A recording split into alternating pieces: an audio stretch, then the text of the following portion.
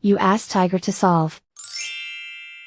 This deals with linear equations with one unknown. The final result is p equals 1.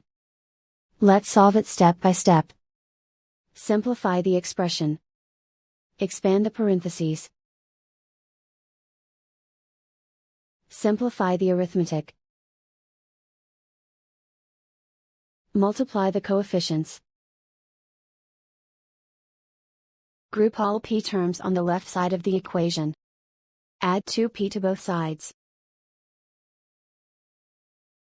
Group like terms. Simplify the arithmetic. Group like terms. Simplify the arithmetic.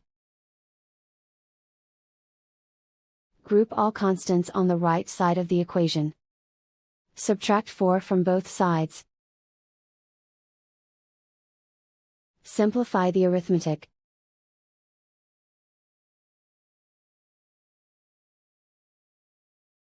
Isolate the p. Divide both sides by -6. Cancel out the negatives. Simplify the fraction.